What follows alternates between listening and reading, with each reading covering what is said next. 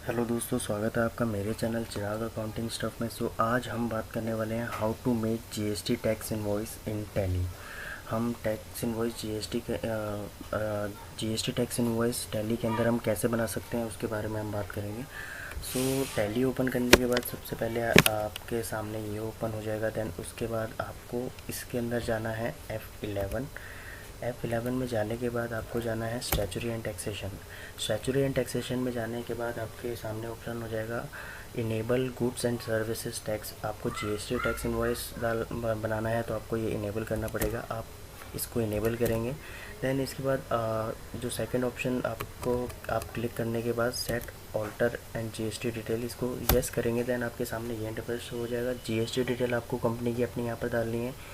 यहाँ पर आपकी कंपनी किस स्टेट में है आपको यहाँ पर डालनी है। आपकी कंपनी दिल्ली में है, आपको दिल्ली यहाँ पर सेलेक्ट कर लेना है। रेगुलर मतलब रजिस्ट्रेशन टाइप आपका कौन सा है, कंपोजिशन है या रेगुलर है, तो आपको रेगुलर यहाँ पर सेलेक्ट कर लेते हैं हम।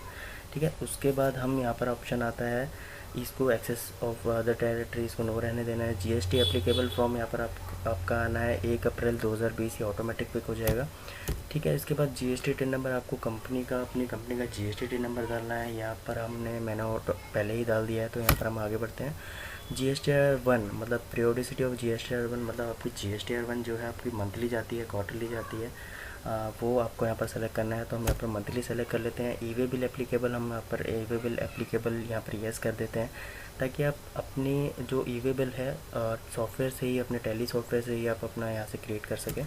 एप्लीकेबल फ्रॉम सब सेम रहने देना है आपको, यहाँ सारी चीज़ें सेम रहने देनी है। ये 50,000 ऑटोमेटिक पिक करेगा, उसको सेम रहने देना है। Set alter GST rate detail, इसको आपको नो रहने देना है। जीएसटी क्लासिफिकेशन आप इसको भी नो रहने दीजिए। उसके बाद आ रहा है प्रोवाइड एलयूटी बॉन्ड डिटेल्स। मैं आपको बता दूं एलयूटी बॉन्ड क्या होता है। एलयूटी बॉन्ड आपको यस जब करना होता है। एलयूटी बॉन्ड होता है कि आपकी जो कंपनी है वो एक्सपोर्ट करती है, means out of India sell करती है, तो आपको यहाँ पर एलयूटी बॉन्ड आपको यस तब सेलेक्ट करना है। ठीक है, आप यहाँ पर हम इसको यस कर देते हैं, मतलब नो कर देते हैं, उसके बाद एक्सेप्ट कर लेते हैं। ठीक है, उसके बाद हम यहाँ पर बढ़ते हैं आगे। ठीक है, इसको कंट्रोल ए कर देते हैं।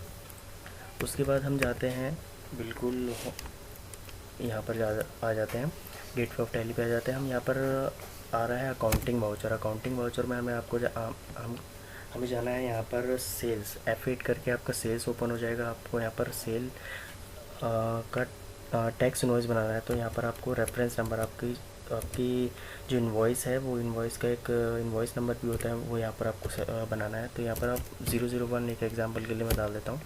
पार्टी नेम, आपको जिस पार्टी को आप सेल कर रहे हैं तो आपको पार्टी अकाउंट नेम डालना पड़ेगा। यहाँ मैं ऑलरेडी बना चुका हूँ टाइम को सेव करने के लिए। तो यहाँ पर मैं अग्रवाल माइल स्टोर, आपको मैंने बताया था लेज़र कैसे बनाना है, तो मैं यहाँ पर एक बार ओपन करके दिखा देता हूँ कि लेज़र कैसे बना रखा है मैंने। यहाँ पर अग्रवाल माइल स्टोर आपको इसको लेना है संडे डेटर में।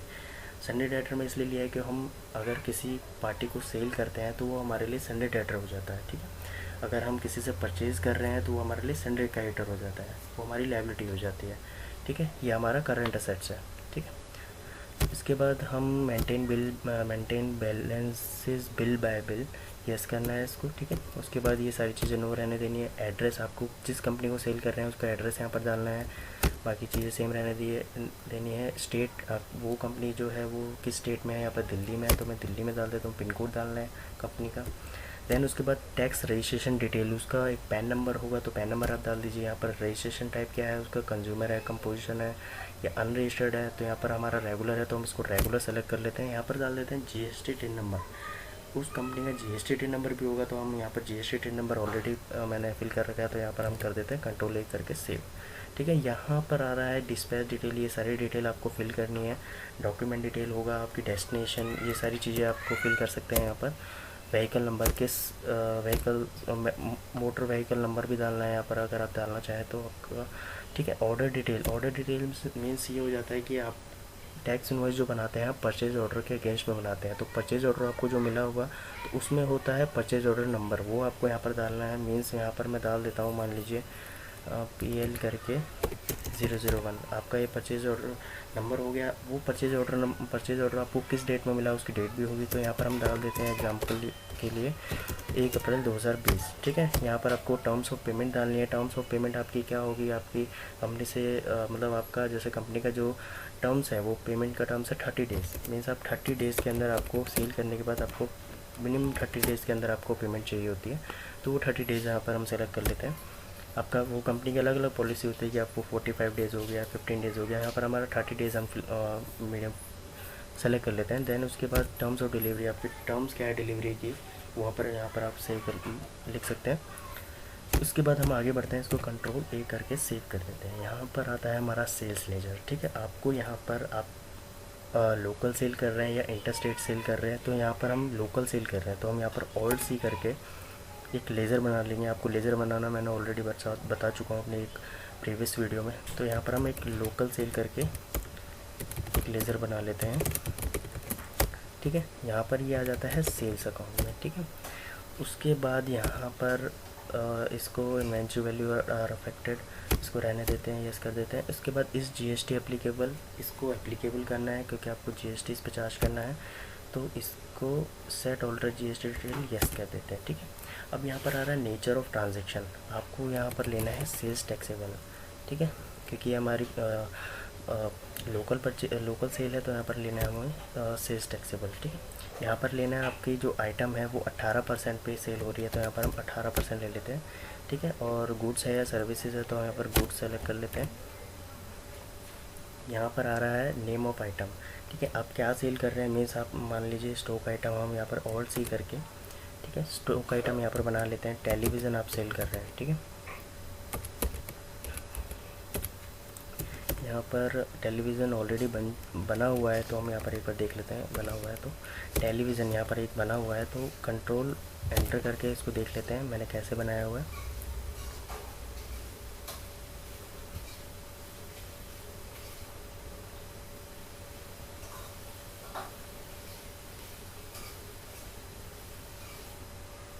हाँ जी, है यहाँ पर आ चुका है टेलीविज़न जो मैंने बनाया था। इसके अंदर आपको अंडर लेना है प्राइमरी, उसके बाद यूनिट्स में आएगा पीसेज, आप सेट में बना सकते हैं। इसको कंट्रोल एंटर करके मैं दिखा देता हूँ। यहाँ पर मैंने ये बनाया हुआ सिंबल करके पीसेज, या पीसेज सेलेक्ट करना है। ठीक है, उसके बाद यहाँ पर आपको जीएसटी एप्लीकेबल करना है। ठीक है, जीएसटी एप्लीकेबल करने के बाद यहाँ पर आएगा sort set alter GST detail, इसको यस करना है। इसके बाद आ रहा है option calculation type, on value रखना है, टैक्सेबल। ठीक है, एक मिनट में यहाँ पर देख लेता हूँ एक बार। ठीक है, यहाँ पर ही 18% ये सेलेक्ट कर लेते हैं। यहाँ पर हम गुड सेलेक्ट कर लेते हैं। ठीक है, यहाँ पर हम टेलीविज़न कितने सेल कर रहे हैं, हम मान लीजिए 2 सेल कर रहे हैं तो ये नेगेटिव स्टॉक इसलिए आ रहा है क्योंकि हमने कोई परचेज़ नहीं किया, हम डायरेक्ट सेल कर रहे हैं। आप अगर कोई परचेज़ कर चुके होंगे ऑलरेडी टेलीविज़न तो यहाँ पर वो पॉजिटिव में ही दिखाएगा, मतलब आपके पास जितने आए उतने आपने सेल कर लिए। ठीक है, आपने मान लीजिए आपने 12,000 में टेलीविज़न सेल करा है तो यहाँ पर आ गया 24,000 रुपये का अमाउंट। ठीक है, इसके बाद हमें लेना है, इस पर जीएसटी चार्ज करना है। तो ये लोकल सेल है हमारा तो सीजीएसटी लगेगा इस पर। ठीक है, ये सीजीएसटी मैं यहाँ पर बना हुआ नहीं है, मैं यहाँ पर बना लेता हूँ एक। हमें बनाना है सीजीएसटी आउटपुट। यहाँ पर हम बना लेते हैं 9%, 18% लग रहा है तो सीजीएसटी 9%, एसजीएसटी 9%। ठीक है, यहाँ पर हम ले लेते हैं, यही जाता है हमारा ड्यूटीज़ एंड टैक्सेस में। ठीक है, ड्यूटीज़ एंड टैक्सेस में ले लेते हैं। ये टाइप्स ऑफ ड्यूटी क्या आएगा, यहाँ पर जीएसटी सेलेक्ट करना है आपको। हमारी ये सेंट्रल, मतलब हम यहाँ पर सीजीएसटी हमारा, तो ये सेंट्रल टैक्स सेलेक्ट करना है। और हमारी जो कैलकुलेशन है यहाँ पर हमें डालनी है 9% की कैलकुलेशन है। और ये रखना है हमें नॉर्मल, नॉट एप्लीकेबल कर देना है इसमें। ठीक है, इसके बाद हम इसको कंट्रोल ले करके सेव कर देते हैं। ठीक है, देखिए आप यहाँ पर 9% करने के बाद ही ये यहाँ पर ऑटोमेटिक 9% की कैलकुलेशन निकाल दी उसने टोटल अमाउंट पे। ठीक है, एज यहाँ पर हम बना लेते हैं, एक और बना लेते हैं एसजीएसटी आउटपुट 9%। ठीक है, यहाँ पर हम ड्यूटीज़ एंड टैक्सेस में ऑलरेडी मैंने बताया ड्यूटीज़ एंड टैक्सेस में आता है।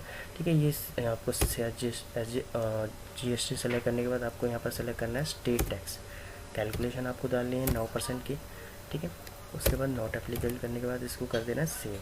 ये देखिए आप ऑटोमेटिक इसने पिक कर लिया। तो आप ऐसे अपनी टैक्स इनवॉइस बना सकते हैं। ठीक है, तो दोस्तों आपको पता चला हो कि ये टैक्स इनवॉइस, जीएसटी का टैक्स इनवॉइस टैली के अंदर कैसे बनाना है। ठीक है, आप सीख चुके होंगे। तो इसका मैं एक चीज़ और बता देता हूँ आपको। स्टॉक आइटम के अंदर आपको स्टॉक आइटम का HSN कोड भी होता है। वो HSN कोड मैं आपको बता देता हूँ कहाँ पर डालना है। वो आप इस स्टॉक आइटम को कंट्रोल एंटर करके यहाँ पर ओपन कीजिए। यहाँ पर आपको सेट ऑल्टर डिटेल्स में यस करना है इसको। देन इसके बाद जाना है F12 करके। ठीक है, F12 करने के बाद यहाँ पर ऑप्शन आ जाएगा अलाउ HSN/SAC डिटेल्स। तो आप इसको यस कर दीजिए। ठीक है, और इसको कंट्रोल ए से सेव कर दीजिए। तो यहाँ पर डिस्क्रिप्शन आ रहा है, आप टेलीविज़न करके डिस्क्रिप्शन डाल दीजिए। ठीक है, इसके बाद HSN, अगर टेलीविज़न का जो भी HSN है, मैं भी एग्जांपल के लिए यहाँ पर डाल देता हूँ। ठीक है, ये आप इसको कर दीजिए सेव। ठीक है, ये हमारा इनवॉइस बन चुका है। अब इसको हमें प्रिंट करना है। प्रिंट करना है तो हमें इसको कंट्रोल ऑल्ट ई करके प्रिंट करना है। तो इसको हम एक्सपोर्ट करेंगे। ठीक है, इसको। और हाँ, मैं एक चीज़ और आपको बता दूं कि आप एक्सपोर्ट करने से पहले कि आपको अगर आपके टैक्स इनवॉइस के अंदर बहुत सारी चीज़ें, जैसे मीन्स आपको HSN की डिटेल चाहिए या और एडिशनल डिटेल आपको उसमें चाहिए कि आपके टैक्स इनवॉइस में दिखाई दे, तो आप इसको F12 प्रेस करने के बाद ये सारे ऑप्शन आपके पास ओपन हो जाते हैं कि आपको क्या क्या डिटेल चाहिए। येस नो आप यहाँ पर कर सकते हैं अपने हिसाब से। ठीक है, मैंने अपने हिसाब से यहाँ पर येस नो कर रखा है। तो आप अपने हिसाब से देख लीजिए कि आपको अपने टैक्स इनवॉइस में क्या क्या चीज़ें चाहिए। ठीक है, इसको हम कर देते हैं कंट्रोल लेकर के सेव, और यहाँ पर हम कर देते हैं इसको एक्सपोर्ट। ठीक है, यहाँ पर ये हमारा इनवॉइस एक्सपोर्ट हो रहा है। ठीक है, ये हमारे पास ओपन हो चुका है हमारा इनवॉइस। ठीक है, आप देख सकते हैं कि यहाँ पर सारी चीज़ें आ रही है हमारे पास। मतलब इनवॉइस नंबर, ये सारी डिटेल आपने अभी फिल नहीं करी है, आप अपने हिसाब से फिल कर लेना जब आप टैक्स इनवॉइस बना रहे हो। और यहाँ पर डिस्क्रिप्शन, HSN कोड, सारी चीज़ें आ रही हैं हमारे पास। HSN की डिटेल भी आ रही है। ठीक है, ऐसे करके आप अपना इनवॉइस क्रिएट कर सकते हैं। सो दोस्तों, होप आपको वीडियो पसंद आई हो, आपको समझ में आया हो टैक्स इनवॉइस कैसे बनाना है टैली के अंदर। सो आप इस वीडियो को लाइक करें, शेयर करें इस वीडियो को, और मेरे चैनल चिराग अकाउंटिंग शॉप को सब्सक्राइब करें। सो दोस्तों, मिलते हैं आपसे नेक्स्ट वीडियो में एक नए टॉपिक के साथ। सो अलविदा दोस्तों, थैंक यू।